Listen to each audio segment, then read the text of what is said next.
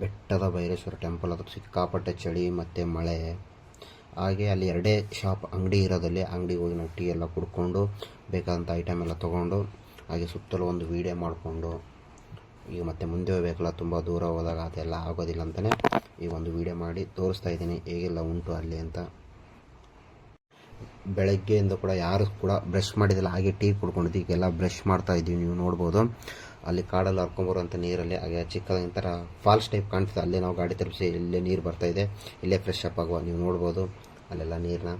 ಹಾಗೆ ಅದ್ರ ಬಗ್ಗೆ ಎಲ್ಲ ಬ್ರಷ್ ಮಾಡ್ಕೊತಾನೆ ಮಾತಾಡ್ತಾ ಇದ್ವಿ. ನೆಕ್ಸ್ಟ್ ಏನು ಮಾಡಬೇಕು, ಯಾವ ಥರ ಅಡುಗೆ ಮಾಡೋಣ, ತಿಂಡಿ ಏನು ಮಾಡುವ, ಅದ್ರ ಬಗ್ಗೆ ಎಲ್ಲ ಮಾತಾಡ್ಕೊತ ಬ್ರಷ್ ಮಾಡ್ಕೊತ ಒಂದು ಖುಷಿಯಾಗಿ ಮಾತಾಡ್ಕೊಂಡು ಇದ್ವಿ ನಾವೆಲ್ಲ. ಮಾಂತೇಶ್ ಹೇಳ್ದ ನಾನು ತರಕಾರಿ ಕಟ್ ಮಾಡ್ತೀನಿ ಅಂತ, ಅದಕ್ಕೆ ಒಂದು ಟೊಮೊಟೊ ಈರುಳ್ಳಿ ಎಲ್ಲ ಕಟ್ ಮಾಡ್ತಾ ಇದ್ದಾನೆ ಚಿಕ್ಕ ಚಾಕು ಇಟ್ಕೊಂಡು. ಆದರೆ ಬೇರೆ ನಾವು ಸ್ಟೋವ್ ಬೇರೆ ತೊಗೊಂಬಿಟ್ಟಿದ್ದೀವಿ, ಅನ್ನಕ್ಕೆ ಇಟ್ಟಿದ್ದೀವಿ.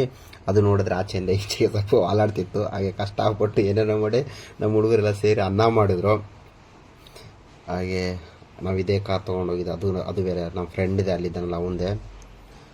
ನೀವು ನೋಡೋದು ಫ್ರೆಂಡ್ಸ್ನೆಲ್ಲ ಅಂದರೆ ಒಂದು ಖುಷಿ, ಕಾಡಲ್ಲೆಲ್ಲ ಅಡುಗೆ ಮಾಡ್ಕೊಂಡು ತಿನ್ಬೇಕಂದ್ರೆ ಏನೋ ಒಂಥರ ಖುಷಿ ನಮಗೆ. ಅದರಲ್ಲಿ ಬೇರೆ ನನ್ನ ಫ್ರೆಂಡ್ಸ್ ಒಬ್ಬ ಹಲಸಿನ ಹಣ್ಣು ಬಿಟ್ಟಿತ್ತಂತ ಗಿಡದಲ್ಲಿ ತೊಗೊಂಬಂದು ಅದನ್ನೆಲ್ಲ ನಾನೇ ಕಟ್ ಮಾಡ್ತಾ ಇದ್ದೆ. ಕಟ್ ಮಾಡಿ ನೋಡಿದ್ರೆ ಅದು ಹಲಸಿನ ಹಣ್ಣು ತುಂಬಾ ಕಾಯಿ ಹಣ್ಣಾಗಿದ್ದಿಲ್ಲ. ಕಟ್ ಮಾಡಿದೆ, ಅದು ಬೇರೆ ಕಾಯಿ, ಅದಕ್ಕೆ ತಲೆ ಕೆಟ್ಟು ಬಿಸಾಕಿ ಬಿಟ್ಟೆ. ನಮ್ಮ ಹುಡುಗೆಲ್ಲ ನಗಾಡ್ತಾನೆ, ಅಷ್ಟೆಲ್ಲ ಕಷ್ಟಪಟ್ಟು ತಂದ್ವಿ ಇದೆಂಥದ್ದು ಕಾಯಿ ಅಂತಂದ್ರೆ. ನಮ್ಮ ಹುಡುಗ ಅಲ್ಲೇ ಮಾಂತೇಶ್ ಎಲ್ಲ ತರಕಾರಿನೆಲ್ಲ ಕಟ್ ಮಾಡಿ ಇಟ್ಟಿದ್ದಾನೆ. ಇವನ ಹೆಸರು ಬಂದ್ಬಿಟ್ಟು ಬಸವರಾಜು. ಹಾಗೆ ಅತ್ಲಿಗೆ ಯಾವುದು ಬೇಡ ಅಂತ ನಾನು ತೆಗೆದು ಬಿಸಾಕಿಬಿಟ್ಟೆ. ಹಾಗೆ ತುಂಬಾ ಖುಷಿ, ಸುತ್ತಲೂ ಕಾಡೆಲ್ಲ ವೀಡಿಯೋ ಮಾಡ್ಕೊಂಡು ನಾವು ಅಲ್ಲಿ ಹೋಗ್ತಾ ಇದ್ದೀನಿ. ನಾನು ಮಾರುತಿ ಹೋಗಿ ಅಲ್ಲೊಂದು ಪುನಃ ಒಂದು ಹಲಸಿನ ಕಿತ್ಕೊಂಬಂದ್ವಿ. ಅದು ಹಣ್ಣಾಗಿತ್ತು. ಈಗ ಅದನ್ನು ಕೊಯ್ಬೇಕು ಒಳಗಡೆ, ಯಾವ ಥರ ಹಣ್ಣು ಅಂತ ನಮಗೂ ಸಹ ಗೊತ್ತಿಲ್ಲ. ಈಗ ಅದೇ ಕುತ್ಕೊಂಡು ಕೊಯ್ತೀವಿ. ಹುಡುಗರೆಲ್ಲ ಮುಟ್ಟಿ ನೋಡ್ತಾರೆ ಹಣ್ಣಾಗಿದೆಲ್ಲ ಅಂತ. ಹಣ್ಣು ಒಳ್ಳೆ ಸ್ಮೆಲ್ ಇತ್ತು ಮಾತ್ರ ಹಣ್ಣು. ತುಂಬಾ ಖುಷಿ ಅನ್ನಿಸ್ತು ನಮಗೆ ಕೊಯ್ಯುವಾಗೆಲ್ಲ.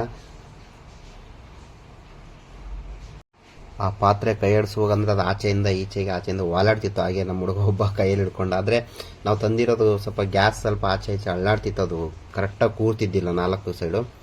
ಹಾಗೆ ಒಬ್ಬ ಹಿಡ್ಕೊಳ್ಳೇಬೇಕಿತ್ತು. ಹಾಗೆ ಈಗ ಹೆಂಗಿದ್ರು ಚಿತ್ರಾನ್ನ ಮಾಡ್ಲಿಕ್ಕೆ ರೆಡಿ ಮಾಡಿ ಉಪ್ಪೆಲ್ಲ ಹಾಕ್ತಾಯಿದ್ದೆ ನಮ್ಮ ಹುಡುಗ. ಒಬ್ಬ ನಿಂಬೆಹಣ್ಣು ಕೊಯ್ದು ಈಗ ಅದಕ್ಕೆಲ್ಲ ಹಿಂಡ್ತಾನೆ.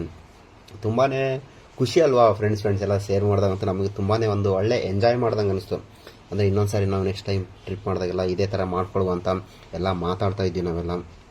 ಹಾಗೆ ಮೇನ್ ಕುಕ್ಕರ್ ಬಂದುಬಿಟ್ಟು ಆ ಬನ್ನೀನ ಹಾಕ್ಕೊಂಡಿದ್ದಾನಲ್ಲ ಅವನೇ ಬಸ್ಸು ಅಂತ, ಅವನೇ ಅದರಲ್ಲಿ ಮೇನ್ ಕುಕ್ಕರ್, ಇದನ್ನು ನಾನೇ. ಹಾಗೆ ಒಂದೆಲ್ಲ ವೀಡಿಯೋ ಮಾಡುವಾಗೆಲ್ಲ ಅದು ಒಂದು ಮೆಮೊರಿಗೋಸ್ಕರ ಎಷ್ಟು ಖುಷಿ ಅನಿಸ್ತಂದರೆ, ಈಗ ಹುಡುಗ ಎಲ್ಲ ಆಗ್ತಾನೆ ಅದರಲ್ಲಿ ಮೇನ್ ಅವನೇ ಎಲ್ಲದು. ಅದರಲ್ಲಿ ಅಡುಗೆ ಮಾಡೋದ್ರಲ್ಲಿ ತುಂಬ ಎಕ್ಸ್ಪರ್ಟ್ ಅವನು. ಮನೆಯಲ್ಲೆಲ್ಲ ಸಖತ್ತಾಗೆಲ್ಲ ಅಡುಗೆ ಮಾಡ್ತಾನೆ. ನಮಗೆ ಖುಷಿ ಅದೆಲ್ಲ ನೋಡಲಿಕ್ಕೆ.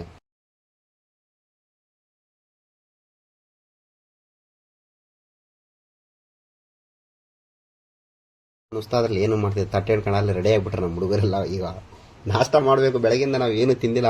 ಟೈಮ್ ನೋಡಿದ್ರೆ 10 ಗಂಟೆ ಆಗೋಗ್ಬಿಟ್ಟೈತಿ. ಈಗ ನಮ್ಮ ಬಸವ ಹೇಳ್ತಾ ಇದ್ದಾನೆ ಅದಕ್ಕೆ ಅನ್ನ ಎಲ್ಲ ಸಾಕಾಗಲ್ಲ ಅಂತ. ಅನ್ನ ನಿಜ ಹೇಳ್ಬೇಕಂದ್ರೆ ನಾವು ಸ್ವಲ್ಪನೇ ಮಾಡಿದ್ದು, ಆದರೂ ಹೊಟ್ಟೆ ಎಲ್ಲರೂ ತುಂಬ ಹಸ್ತಿದ್ದ ಕಾರಣ ನಮ್ಗೆ ಅನ್ನ ಏನು ಎಲ್ಲ ಸಾಕಾಯಿತು.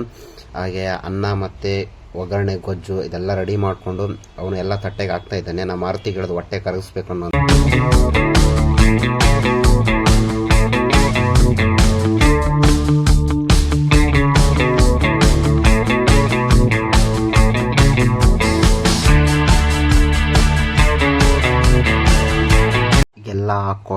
ಎಲ್ಲರಿಗೂ ಹಾಕ್ತಾ ಇದ್ದೇನೆ ಒಗ್ಗರಣೆ ಗೊಜ್ಜನ. ಈಗೆಲ್ಲ ತಟ್ಟೆ ತೊಗೊಂಡು ಊಟ ಮಾಡ್ತಾ ಇದ್ದೀವಿ ನಾವು. ಊಟ ಮಾಡ್ತಿದ್ದಂಗೆ ಮಳೆ ಸ್ಟಾರ್ಟ್ ಆಗುತ್ತೆ ನೋಡಿ, ಎಲ್ಲ ಸೀದಾ ಕಾರ್ ಒಳಗಡೆ ಓಡೋಗ್ಬಿಡ್ತೀವಿ. ಇನ್ನೇನು ಹಾಕ್ಕೊಂಡೆಲ್ಲ ಹಿಂಗೆ ಕುತ್ಕೊಳ್ಳುವಾಗನೇ ಮಳೆ ಸ್ಟಾರ್ಟ್ ಆಗ್ತೈತೆ. ಸ್ಟಾರ್ಟ್ ಆಯ್ತೇನು ಮಳೆ, ಸೀದಾ ಈಗ ಎಲ್ಲರೂ ಕಾರ್ ಒಳಗಡೆ ಹತ್ತಿ ಬಿಡ್ತೀವಿ. ಅಷ್ಟೆಲ್ಲ ಕಷ್ಟಪಟ್ಟು ಅಂದರೆ ಇನ್ನೊಂದು ಎಂತ ಗೊತ್ತಾ, ನಾವು ಅಡುಗೆ ಮಾಡುವಾಗೆಲ್ಲ ಮಳೆ ಎಲ್ಲ ಬರಲಿಲ್ಲ. ಅದಕ್ಕೆ ನಾವು ತುಂಬಾ ಖುಷಿ ಪಟ್ವಿ. ಅದೇ ಊಟ ಮಾಡೋ ಟೈಮಲ್ಲಿ ತುಂಬಾ ಮಳೆ ಸ್ಟಾರ್ಟ್ ಆಯಿತು.